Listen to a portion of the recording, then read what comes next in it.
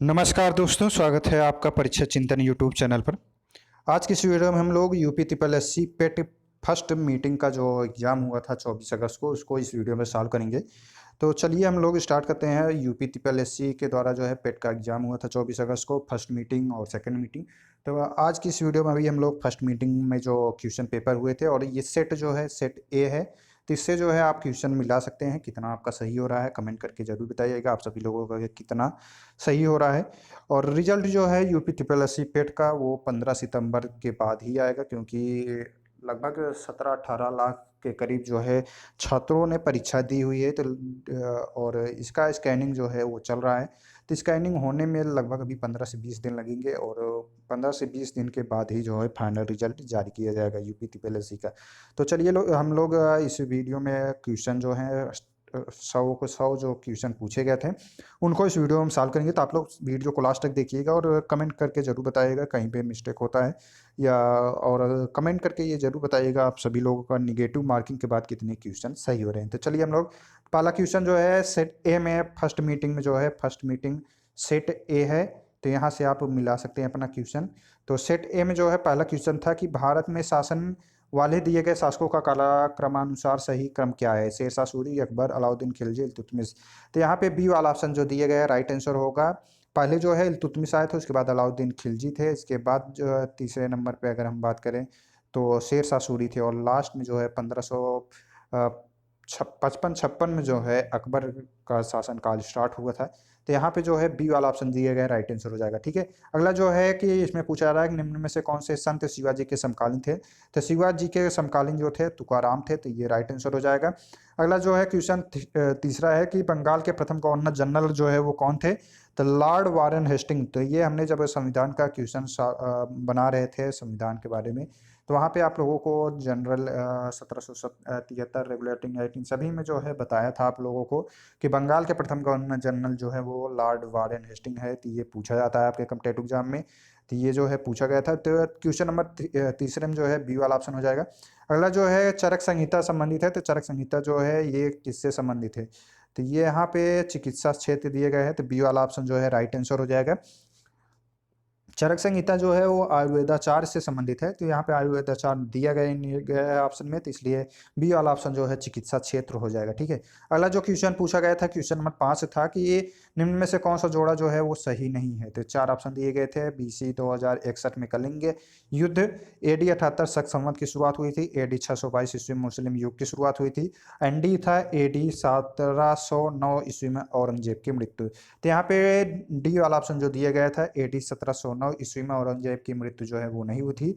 औरंगजेब की मृत्यु जो है 1707 ईस्वी में हुई थी। तो राइट आंसर जो है क्वेश्चन नंबर 5 में डी वाला ऑप्शन जो है राइट आंसर हो जाएगा। अगला जो क्वेश्चन है क्वेश्चन नंबर 6 है कि इनमें में से किसे भारत के ग्रांड ओल्ड मैन के नाम से जाना जाता है? तो संविधान हमने जब अर्थव्यवस्था का 100 टॉप क्वेश्चन जो है सॉल्व कराया था तो वहाँ पे भी बताया था आपको। तो दादा भाई नौरोजी जो है वो राइट आंसर हो जाएगा, यहाँ पे ग्रांड ओल्ड मैन के नाम से जाना जाता है। ठीक है, अगला जो क्वेश्चन था कि सन 1915 से 16 में किसके नेतृत्व में जो है होम रूल की स्थापना हुई थी? तो राइट आंसर जो है क्वेश्चन नंबर 7 में ए वाला ऑप्शन, एनी बेसेंट और लोकमान्य तिलक के दोनों लोगों के जो है यहाँ पे होम रूल लीग से जो है इन दोनों का संबंध है। तो राइट आंसर ए वाला ऑप्शन था।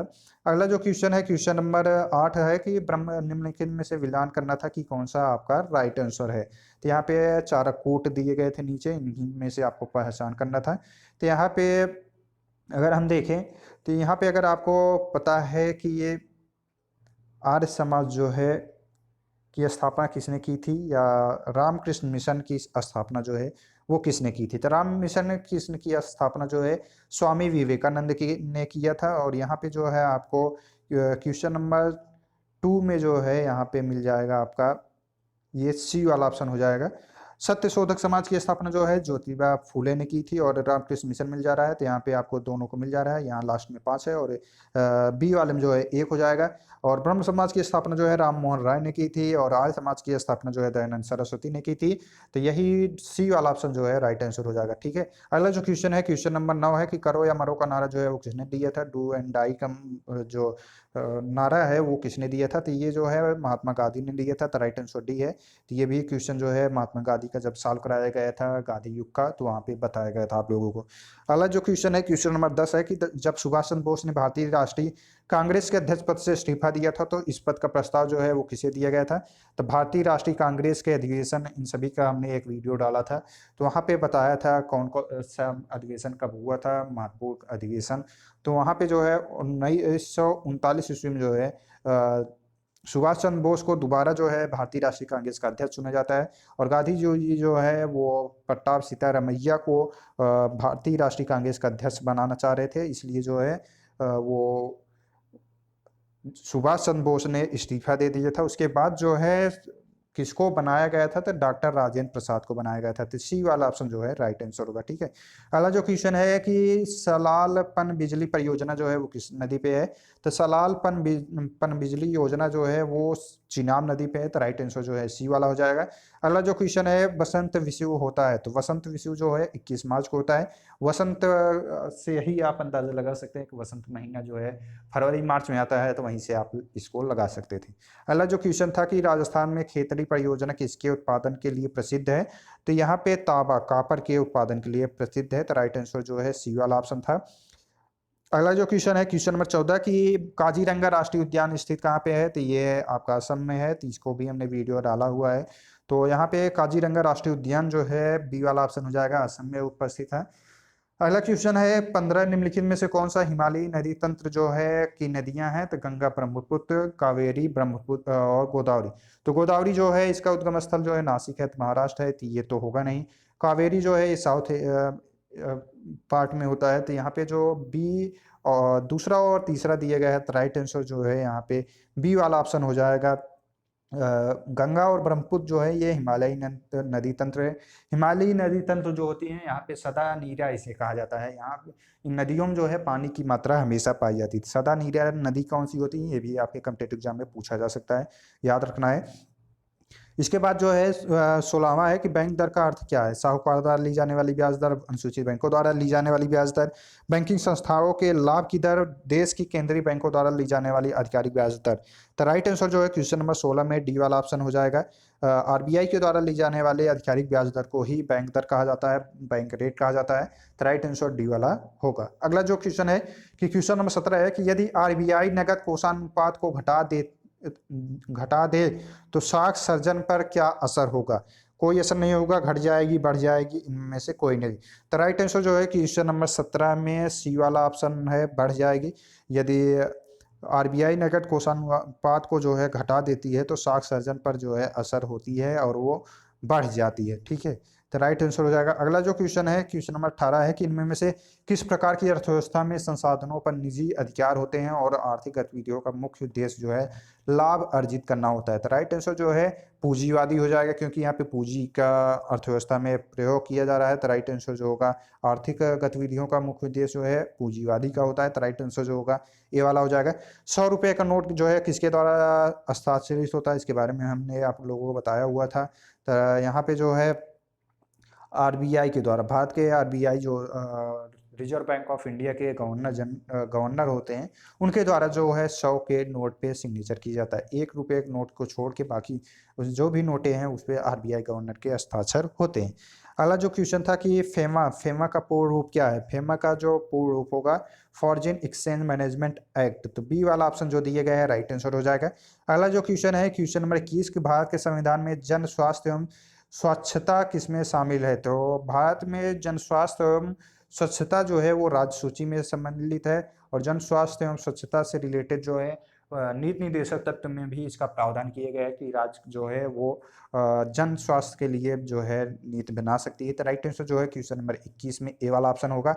अगला जो क्वेश्चन है क्वेश्चन नंबर 22 कि भारत में पंचायती राज जो है राज्य का व्यवस्था जो है वो किसके अंतर्गत रखी गई है? मूल अधिकार, मौलिक कर्तव्य और राज्य के नीति निर्देशक तत्व। सभी लोगों को मालूम होगा, इसका हमने वीडियो भी डाला है पंचायती राज का, तो वहाँ पे आप लोगों को बताया गया था। तो नीति निर्देशक तत्व में आर्टिकल 40 के तहत जो है पंचायती राज व्यवस्था के बारे में बताया गया है। तो वहाँ पे जो है नींद नहीं दे सकता, तो इससे रिलेटेड आपके सेकेंड मीटिंग में भी क्वेश्चन जो है पूछ लिया गया है कि शक तत्व में जो है पंचायती राज जो है वो किस अनुच्छेद के तहत रखा गया है 40 आर्टिकल में।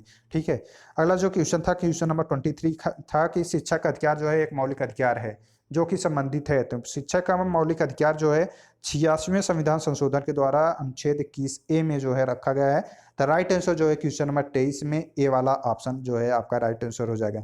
यहाँ पे शिक्षा का अधिकार दिया गया, स्वतंत्रता का अधिकार जो है अनुच्छेद 19 में होता है, अनुच्छेद 29 जो है अल्पसंख्यक से रिलेटेड है। ठीक है, तो यहाँ पे ए वाला ऑप्शन राइट आंसर था। अगला जो क्वेश्चन था क्वेश्चन नंबर 24, निम्न में से किसने संविधान सभा में उद्देश्य प्रस्ताव जो है रखा था? जवाहरलाल नेहरू ने रखा था। ये जो है 11 नवंबर को जो है जब राजेंद्र प्रसाद को जो है अस्थाई अध्यक्ष जो है चुना गया था, तो उसके 2 दिन बाद जो है उद्देश्य प्रस्ताव पंडित जवाहरलाल नेहरू के द्वारा 13 को जारी किया गया था। वही जो है आधुनिक भारतीय संविधान की जो है प्रस्तावना आगे चलकर बनी। तो राइट आंसर जो है उद्देश्य प्रस्ताव जो है जवाहरलाल नेहरू के द्वारा रखा गया था। अगला जो क्वेश्चन है क्वेश्चन नंबर 25 कि भारतीय संविधान के किस अनुच्छेद में अल्पसंख्यकों के हितों की ये और जो है निहित किए गए। तो राइट आंसर जो है सी वाला ऑप्शन 29 हो जाएगा। अगला जो क्वेश्चन है क्वेश्चन नंबर 26, तो ये साइंस से रिलेटेड क्वेश्चन अब यहाँ से आपका स्टार्ट होता है। ठोस चालक में धारावाहक होता है, तो ठोस चालक में धारावाहक जो होगा वो मुक्त इलेक्ट्रॉन होगा। सी वाला ऑप्शन जो है राइट आंसर होगा। अगला जो है कि 27 में प्रकाश वर्ष किसके मापन की इकाई है? तो 1 वर्ष में निर्वात में प्रकाश द्वारा चली गई दूरी को जो है हम प्रकाश वर्ष कहते हैं। इसको भी हमने बताया था आप लोगों को। तो राइट आंसर जो है क्वेश्चन नंबर 27 में सी वाला ऑप्शन होगा। अगला जो क्वेश्चन है क्वेश्चन नंबर 28 कि ब्लीचिंग पाउडर का रासायनिक नाम क्या है? तो यह भी जो है बी वाला ऑप्शन जो है राइट आंसर हो जाएगा। यहाँ पे कैल्शियम ऑक्सीक्लोराइड। ठीक है, तो यहाँ पे बी वाला ऑप्शन जो दिया गया था राइट आंसर था। अगला जो क्वेश्चन है क्वेश्चन नंबर 29, 18 कैरेट सोने में खरीद सोने की प्रतिशत मात्रा जो है वो कितनी होती है? 75% होती है। ठीक है, ये देख लेंगे। अगला जो है संतरे में बहुतायता में होती है, तो संतरा जो होता है जितने भी आंवला जो है सबसे ज़्यादा सी विटामिन पाया जाता है, उसके बाद जो संतरे हो गए, मैंगोस्टीन हो गए, सिट्रस हो गए, इन सभी में जो है विटामिन सी पाई जाती है प्रचुर मात्रा में। तो राइट आंसर जो है क्वेश्चन नंबर 30 में ए वाला ऑप्शन राइट आंसर हो जाएगा। अगला जो क्वेश्चन है क्वेश्चन नंबर 31 है कि अंडर रूट में दिया गया है, आपको यहाँ पे कौन सा राइट आंसर होगा? तो इसका जो है सी वाला ऑप्शन जो दिया गया है 324, यहाँ ऊपर जो है 324 जो है कर दिया जाएगा। ठीक है, तो ये हो गया आपका 31 में। अगला जो है तो यहाँ पे 32 में जो बच्चे रहेगा आपका 1000 हो जाएगा। ठीक है, तो यहाँ पे राइट आंसर जो होगा वो हो जाएगा यहाँ पे 1000। तो यहाँ पे 885 बटे प्लस 115 जो है वो बच जाएगा। तो टोटल जो होगा वो 1000 बचता है। ठीक है, काटने पीटने के बाद। इसके बाद जो है पूछा गया था क्वेश्चन नंबर 33 था कि यहाँ पे अंडर रूट में दिए गए था 5 माइनस अंडर रूट 3 में। तो यहाँ पे जो राइट आंसर होगा तो यहाँ पे जो है बी वाला ऑप्शन जो है 4 माइनस अंडर रूट 15 जो है वो राइट आंसर हो जाएगा, बी वाला ऑप्शन। तो यहाँ पे ऊपर और नीचे दोनों में जो है गुणा कर दिया जाएगा, तो इसके बाद जो बचेगा तो बी वाला ऑप्शन जो है राइट आंसर हो जाएगा। अगला जो क्वेश्चन था कि 34 टीवी सेट का मूल्य 30% घटाने पर उसकी बिक्री 20% बढ़ जाती है, दुकानदार की आय पर कितना उसका प्रभाव पड़ेगा? तो यहाँ पे जो प्रभाव पड़ेगा वो 16% घटी वाला जो है राइट आंसर होगा, 16% घटी हो जाएगी। तो यहाँ पे इंक्रीज नहीं होगा, डिक्रीज होगा। ठीक है, डी वाला ऑप्शन जो है राइट आंसर हो जाएगा। इसके बारे में जो सॉल्व कराया जाएगा मैथ और इनके जो क्वेश्चन है वो आप लोगों को डीपली जो है सॉल्व कराया जाएगा। अगला जो क्वेश्चन था कि क्वेश्चन नंबर 35 था कि 4 खिलाड़ियों की औसत उम्र जो है 18.5 वर्ष है। अगर कोच की उम्र भी इसमें शामिल की जाए तो औसत उम्र जो है 20% बढ़ जाती है। तो कोच की उम्र जो है वो क्या होगी? तो यहाँ पे डी वाला ऑप्शन जो है राइट आंसर हो जाएगा 37 वर्ष। ठीक है, इसके बाद हिंदी स्टार्ट होता है, एकल का विलोम जो होगा बहुल हो जाएगा, तो ये राइट आंसर हो जाएगा। डर्ब का पर्यायवाची कौन सा होगा? तो डर्ब का पर्यायवाची जो होता है अहंकार होता है। अगला जो है क्वेश्चन नंबर 38, मन को हरने वाला मनोहर होता है, तो बी वाला ऑप्शन हो जाएगा राइट आंसर। अगला जो है 39, गागर में सागर भरने का मुहावरा का अर्थ जो है क्या होगा? तो बहुत थोड़े में जो है बहुत कुछ करना, यानी बी वाला ऑप्शन जो है राइट आंसर हो जाएगा। इसके बाद जो था क्वेश्चन नंबर 40, तो यहाँ पे शुद्ध वर्तनी का चयन करना था, ये आपको शुद्ध वर्तनी का चयन करना था। तो यहाँ पे क्या राइट आंसर होगा, कुछ लोग ए पे कर रहे हैं, तो यहाँ पे ये देखिए ए वाला ऑप्शन जो है राइट नहीं होगा, सी वाला ऑप्शन जो है राइट आंसर। शुद्ध वर्तनी जो होगा महत्वाकांक्षा होता है, ठीक है, महत्व यहाँ पे जो है ये वाला आपका राइट आंसर नहीं होगा, यहाँ पे सी वाला ऑप्शन जो होगा राइट आंसर हो जाएगा। इसके बाद जो है इंग्लिश का आ जाता है, तो इंग्लिश में जो है दिया गया था कि ए मैनी साइड्स पर्सनालिटी मीन्स, तो ऊपर अगर आपने पढ़ा होगा तो यहाँ पे सी वाला ऑप्शन हो जाएगा, a person have varied interest, ठीक है। तो अगला जो था कि पंडित नेहरू इंजॉयड, तो पंडित नेहरू जो है इंजॉय, राइट आंसर जो था उसमें डी वाला था कि doing all these and much more, ठीक है, तो यहाँ पे डी वाला ऑप्शन राइट आंसर था। अगला जो था कि which of the following statement reflected Pandit Nehru point of view, humanism and more important than science, science and supreme and humanism subordinate to it, तो यहाँ पे सी वाला ऑप्शन जो दिया गया था कि science and human are equally important, ठीक है। अगला जो पूछा गया था कि give synonyms for the following famous, तो सिनोनिम्स मीन्स होता है पर्यायवाची, तो पर्याय, तो फेमस का पर्याय क्या होगा, यहाँ पे हो जाएगा पॉपुलर, तो राइट आंसर जो है यहाँ पे सी वाला ऑप्शन है। अगला जो था कि give anatomy for the following transparent, तो ट्रांसपेरेंट का विलोम जो है यहाँ पे पूछा जा रहा था, तो राइट आंसर क्या होगा, ओपी की तरह सी वाला ऑप्शन जो है वो राइट आंसर हो जाएगा, जो दिखाई न दे तो उसे ही, तो ट्रांसपेरेंट, ट्रांसपेरेंट मीन्स होता है जो दिखाई दे, आर पार दिखाई देता है, तो वो तो ट्रांसपेरेंट हो गया, उसका विलोम जो होगा सी वाला ऑप्शन हो जाएगा, ठीक है। अगला जो क्वेश्चन था कि यहाँ से आपका रीजनिंग का सवाल स्टार्ट होता है, दिए गए विकल्पों में से संबंधित शब्द का जो है वो आपको चयन करना है। पक्षी विज्ञानी, पक्षी तो नृविज्ञानी जो है हो जाएगा यहाँ पे सी वाला ऑप्शन मानव, जैसे पक्षी विज्ञानी पक्षी से संबंधित है वैसे नृविज्ञानी जो है मानव से संबंधित है। अगला जो था कि उस शब्द का चयन करना जो बाकी समूहों से भिन्न है, तो यहाँ पे सी वाला ऑप्शन जो है राइट आंसर था तेल, तेल जो है सभी से भिन्न है। दही, मक्खन, पनीर ये सभी जो है तीनों एक ही हैं, लेकिन यहाँ पे तेल जो है वो अलग है। अगला जो क्वेश्चन था 48, तो यहाँ पे किसी निश्चित कूट में प्रोडक्शन को जो है इस रूप में लिखा जाता है, इसी रूप में जो है ओरिएंटेशन को जो है किस प्रकार लिखा जाएगा, तो यहाँ पे अगर आप ध्यान देंगे तो यहाँ तक जो है आपका, तो यहाँ पे जो राइट आंसर होगा अगर आपने ध्यान दिया होगा तो +1 -1 +1 -1 का चल रहा था, लेकिन यहाँ पे जो है ये सी वाला ऑप्शन जो दिए गए छठे नंबर पे, तो सी वाले में जो है आपने अगर ध्यान दिया होगा तो यहाँ पे ई दिया लिखा गया है, तो यहाँ पे +2 इंक्रीज हो रहा है, यही आपको ध्यान देना था, तो यहीं से जो है आप जो है लगा सकते थे अंदाज़ा। तो यहाँ पे बी वाला ऑप्शन जो है राइट आंसर होगा, ना कि ए वाला। तो यहाँ पे जो है ओरिएंटेशन, तो यहाँ पे अगर हम ध्यान दें तो टी, टी में जो है अगर हम इंक्रीज करेंगे, टी के बाद जो है यू होता है और उसके बाद वी होता है, तो राइट आंसर जो होगा ए वाला ऑप्शन जो है वही राइट आंसर होगा, ठीक है। यहाँ पे हम ए ही वाला ऑप्शन जो है राइट आंसर होगा, टी के बाद जो है यू होगा, उसके बाद जो है वी होगा, तो वी जो है ये ध्यान देना है आपको, यही राइट आंसर हो जाएगा। अगला जो क्वेश्चन था कि रीता की ओर इशारा करते हुए निखिल ने कहा कि मैं उनकी माँ के पुत्र का इकलौता पुत्र हूँ, तो रीता का जो है निखिल से किस प्रकार समझौता था, तो रीता की ओर मतलब ये आपका रीता हो गई, इनके ओर इशारा करते हुए निखिल ने कहा, निखिल ने कहा कि मैं उनकी माँ का, मतलब यहाँ पे हो जा रहा है कि रीता की माँ का पुत्र के इकलौते पुत्र का पुत्र हूँ, तो यहाँ पे इनसे जो है संबंध पूछ रहा है, तो ये दोनों भाई बहन हो गए और ये जो है इनके पुत्र हैं, तो यहाँ पे बुआ हो जाएगा, आंट, यानी ए वाला ऑप्शन जो था वही राइट आंसर होगा।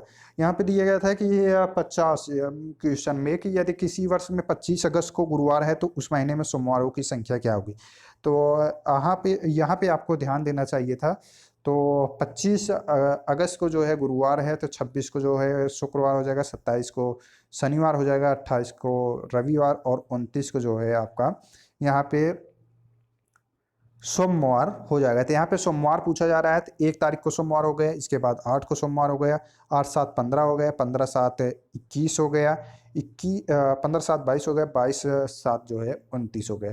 तो यहाँ पे 1 2 3 4 5, तो 5 जो है सोमवार पड़ेंगी, तो राइट आंसर जो है सी वाला ऑप्शन होगा।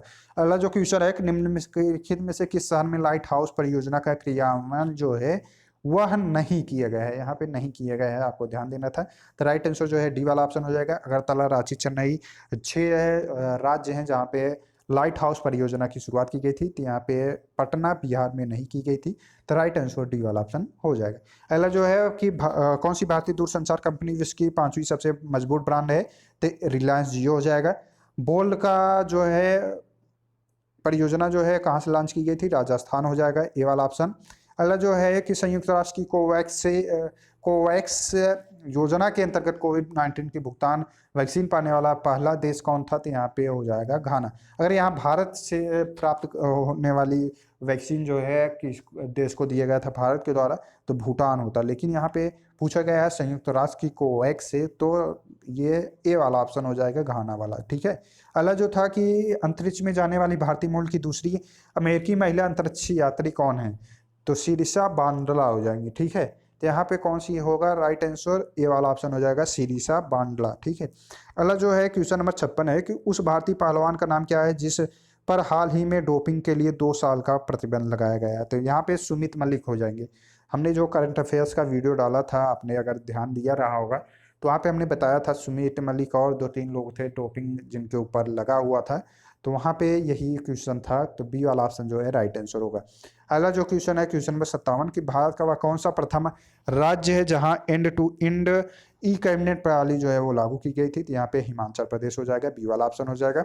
अगला जो क्वेश्चन है क्वेश्चन नंबर 58 है कि किस भारतीय मंत्रालय द्वारा जो है हाल ही में 2019-20 के दौरान यूडीआईएस जो है यूडीआईज प्लस जो है शुरुआत की गई थी, शिक्षा मंत्रालय के द्वारा, एजुकेशन मिनिस्ट्री के द्वारा। ठीक है। स्मार्टफोन निर्माता वीवो ने किस क्रिकेटर खिलाड़ी को अपना ब्रांड एम्बेसडर नियुक्त किया है, तो विराट कोहली हो जाएगा यहाँ पे। अगला जो था कि ये आर्टिफिशियल इंटेलिजेंस आधारित पोर्टल सुपेस भारत में किस न्यायालय के लिए शुरुआत की गई है, तो सुपेस यानी एस से ही अगर आपने यहाँ पे अंदाजा लगाया होता तो सर्वोच्च न्यायालय जो है राइट आंसर हो जाएगा, सी वाला ऑप्शन। अगला जो क्वेश्चन है कि कितने भारतीय राज्य नेपाल से सीमा जो है वो साझा करते हैं, 5, 4, 3, 2। तो यहाँ पे जो है भारतीय राज्य नेपाल से सीमा साझा करते हैं, तो यहाँ पे 5 हो जाएगा, सुब्बू। तो ये आपका ट्रिक है, यहाँ से आप अंदाज़ा लगा सकते हैं। तो सुब्बू जो है बार बार नेपाल जाते हैं, तो 5 जो है भारतीय राज्य हैं जो कि नेपाल से सीधे सीमा जो है वो साझा करते हैं। यस से जो है सिक्किम हो जाएगा, यू से उत्तराखंड हो जाएगा, बी से बिहार हो जाएगा, और बी से पश्चिम बंगाल हो जाएगा, और यू से वह उत्तर प्रदेश हो जाएगा। ठीक है। तो ये हो गया है। अगला जो क्वेश्चन था यहाँ पे क्वेश्चन नंबर 67 था कि अजंता एलोरा की गुफाएं जो है वो कहाँ पे है, तो औरंगाबाद में है। ओणम किस भारतीय राज्य की है, तो ये केरल की है, बी वाला ऑप्शन हो जाएगा। अगला जो है 69वां में था कि निम्नलिखित में से कौन सा ग्रह जो है सूर्य के सबसे नजदीक है, तो सूर्य के सबसे नजदीक ग्रह की बात की गई है तो बुध हो जाएगा। पृथ्वी के नजदीक बात करते तो यहाँ पे शुक्र होता है। ठीक है। तो यहाँ पे डी वाला ऑप्शन। अगला जो था कि नोबेल पुरस्कार जीतने वाले प्रथम एशियाई कौन थे, तो सीवी रमन, रवि, राजीव गांधी, रविन्द्रनाथ टैगोर। तो सी वाला ऑप्शन जो है राइट आंसर हो जाएगा, रविन्द्रनाथ टैगोर को मिला था। इसके बाद जो था गद्यांश का हिंदी का क्वेश्चन था, तो उसको हम लोग देख लेते हैं। तो विश्व में शांति जो है वो क्यों आवश्यक है मानव जाति के विकास के लिए, तो राइट आंसर जो होगा यहाँ पे ए वाला ऑप्शन हो जाएगा। अगला क्वेश्चन है क्वेश्चन नंबर 72, विश्व शांति की स्थापना के लिए सबसे आवश्यक क्या है, तो राइट आंसर यहाँ पे अहिंसा और प्रेम। अगर आपने पढ़ा होगा गद्य तो वहाँ पे पढ़ के लगा सकते हैं, अहिंसा और प्रेम।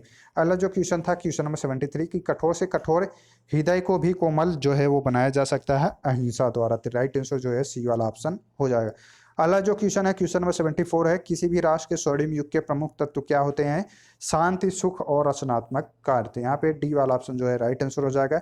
नितांत शब्द का उपयुक्त पर्याय क्या होगा, नितांत जो है बिल्कुल हो जाएगा, बी वाला ऑप्शन जो है राइट आंसर होगा यहाँ पे। ठीक है। इसके बाद जो है क्वेश्चन नंबर 71 से 75 ये भी जो है आपका हिंदी का गद्यांश ही था, तो ये भी देख लेते हैं हम लोग।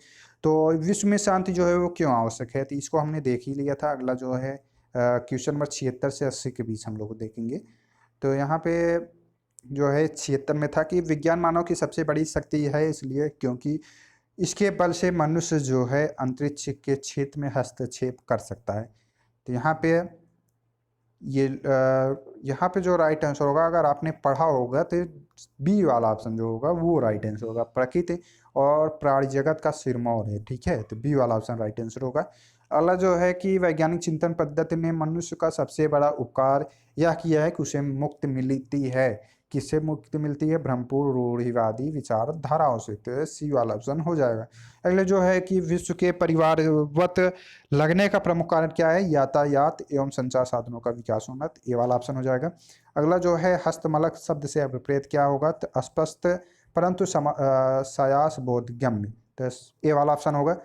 तो यहाँ पे क्वेश्चन नंबर 79 में डी वाला ऑप्शन जो है राइट आंसर हो जाएगा। यहाँ पे अस्पष्ट और अनायास बोधगम्य, ठीक है, तो यहाँ पे डी वाला ऑप्शन होगा, ए वाला नहीं होगा, देख लेंगे आप लोग।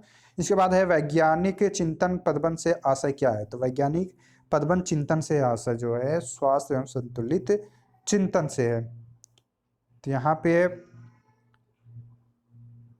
ठीक है, ये वाला आपका राइट आंसर हो जाएगा। इसके बाद जो है आपका रीजनिंग का सवाल आ जाता है। तो यहाँ पे दिया गया था कि कितने छात्रों ने भूगोल की अपेक्षा इतिहास में ज़्यादा अंक अर्जित किए हैं। यहाँ पे पूछा गया था कितने छात्रों ने भूगोल की अपेक्षा इतिहास में ज़्यादा अंक अर्जित किए थे। अगर इसको हम भिन्न में कन्वर्ट करते हैं तो जहाँ पे एक से अधिक आ रहा है तो वहीं पे ही जो है इतिहास जो है भूगोल की अपेक्षा इतिहास जो है अंक ज़्यादा पाएगा। तो यहाँ पे 1.25 में, 1.4 में और 1.55, तो यहाँ पे 3 जो है, तो 3 जो है अंक अर्जित ज़्यादा करेंगे, तो राइट आंसर यहाँ पे कितने छात्र? तो यहाँ पे 3 छात्र जो है वो हो जाएंगे जो कि भूगोल से अधिक जो है इतिहास में अंक प्राप्त करेंगे, तो बी वाला ऑप्शन राइट आंसर होगा। इसके बाद जो था कि निम्न में से किन छात्रों को भूगोल की अपेक्षा जो है इतिहास में कम अंक प्राप्त हुए? तो भूगोल की अपेक्षा जो है इतिहास में कम अंक किसको किसको प्राप्त हुए? ये वाला हो गया आपका 1, 2, 3 और 6 हो जाएगा, ठीक है, 1, 2, 3, 6। तो यहाँ पे ऑप्शन में अगर देखें 1, 2, 3, 6, तो बी वाला ऑप्शन जो है राइट आंसर है। इसके बाद था कि भूगोल में छात्र 3 से 4 अंक के मध्य की प्रतिशत जो है वो कितना होगा?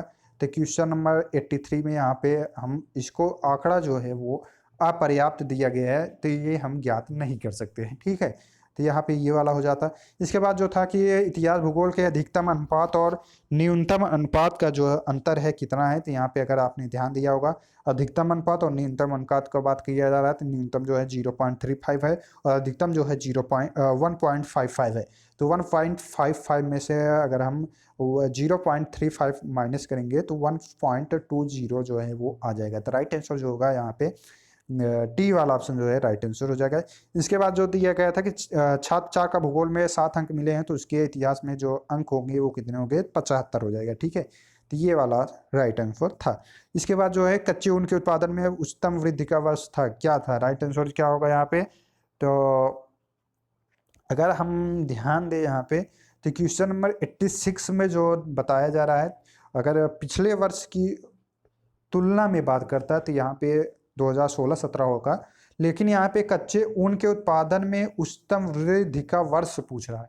तो सबसे ज़्यादा उच्चतम वृद्धि यहाँ से आप देख सकते थे 76 जो है सर्वाधिक उच्चतम वृद्धि था, तो और ये जो था 2017-18 में था, तो 2017-18 होगा, तो यहाँ पे ए वाला ऑप्शन होगा। यहाँ पे आपको डाउट रहेगा क्योंकि अगर प्रीवियस ईयर के अकॉर्डिंग पूछेगा तो 2016-17 होगा, लेकिन यहाँ पे उच्चतम वृद्धि वाला वर्ष जो है 76 है, तो यहाँ पे जो हमारे अनुसार होगा वो 2017-18 होगा, ठीक है। इसके बाद जो है कि पहले 4 वर्षों के उत्पादन की तुलना में अंतिम 4 वर्षों में कच्चे ऊन के उत्पादन में प्रतिशत जो है बढ़ गई थी, कितना? तो राइट आंसर जो होगा यहाँ पे हो जाएगा 22.2%, ठीक है, तो बी वाला ऑप्शन जो है क्वेश्चन नंबर 87 में राइट आंसर होगा। इसके बाद है क्वेश्चन नंबर 88, 8 वर्षों के दौरान औसत उत्पादन जो है 62.5 मीट्रिक टन था, तो राइट आंसर होगा। इसके बाद जो है उत्पादन में पिछले वर्ष की तुलना में अधिकतम प्रतिशत घटत किस वर्ष से रही थी? क्वेश्चन नंबर 89 में अगर हम देखें तो क्वेश्चन नंबर 2018-19 हो जाएगा। 90 क्वेश्चन है तो यहाँ पे 2014-15 में कच्चे ऊन का उत्पादन 2019-20 के उत्पादन का कितने प्रतिशत था? तो यहाँ पे 3:4 हो जाएगा, ठीक है, तो यहाँ पे क्या होगा? 3:4। अगर इसको हम सॉल्व करें तो देखें, अगर 2014-15 का पूछ रहा है, 2019-20, 2014-15, 2019-20, 2014-15 में 51 हो जाएगा, 2019-20 में हो जाएगा 68, तो 61:68। तो इसका रेशियो अगर हम निकालेंगे तो कितना होगा, तो ये कटने के बाद जो है 3:4 में आ जाएगा। ठीक है, यहाँ पे हो जाएगा। इसके बाद जो है दी गई तालिका के आधार पर निम्नलिखित 5 सेल्समैनों द्वारा अर्जित वार्षिक कमीशन। तो ये हमने अभी देखा कि सगीर अहमद की जो मैथ की बुक है वहाँ से डायरेक्ट क्वेश्चन ही वही उठा दिए हैं, सिर्फ ईयर जो है वो वहाँ पे चेंज कर दिए हैं। तो क्वेश्चन नंबर 91 में किस वर्ष में सेल्समैन द्वारा सी द्वारा अर्जित कमीशन पिछले वर्ष की तुलना में अधिकतम वृद्धि दर्शाता है। तो क्वेश्चन नंबर 91 में अगर हम बात करें तो यहाँ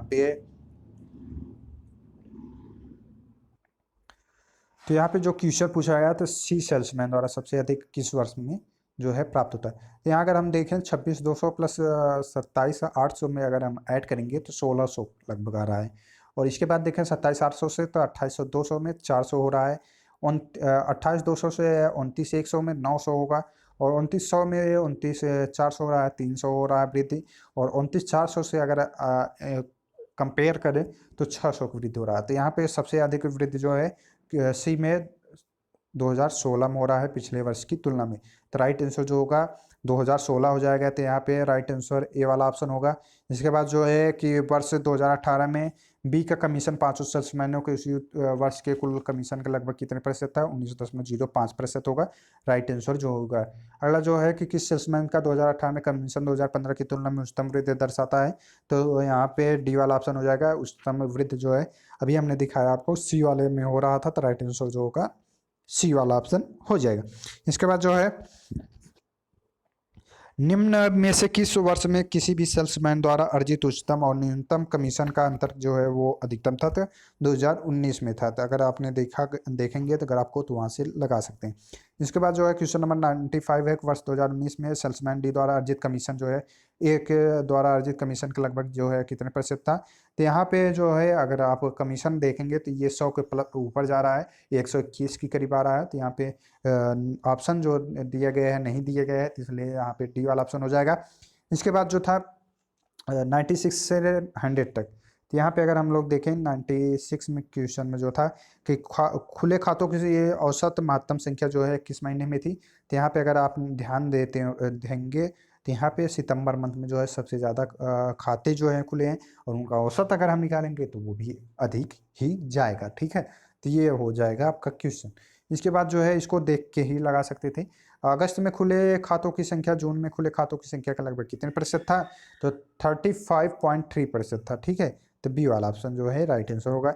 इसके बाद जो है 98 तक मई में सितंबर तक एंजल में खुले खातों की संख्या का जरूरत में खुले खातों की संख्या से कितने प्रतिशत था, 1.04%। ठीक है, इसके बाद जो है कि शेयर ब्रोकर में खुले खातों की औसत संख्या जो है महत्तम थी।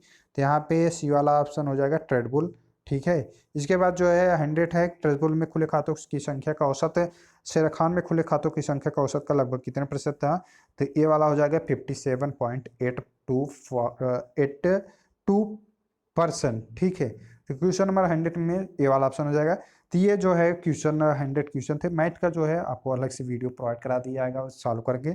तो वीडियो आपको कैसा लगा कमेंट करके जरूर बताइएगा। आप सभी लोग अपना स्कोर के बताइएगा, और जिन्होंने टेलीग्राम ग्रुप ज्वाइन नहीं किया टेलीग्राम ग्रुप ज्वाइन कर लीजिएगा। शेयर कर वीडियो को ज़्यादा से ज़्यादा लोगों के पास शेयर कीजिएगा। कट ऑफ के बारे में जो है जल्द ही आप लोगों को बता दीजिएगा उसके बारे में। तो चलिए वीडियो को ज़्यादा से ज़्यादा लोगों के पास शेयर करिए। वीडियो देखने के लिए धन्यवाद।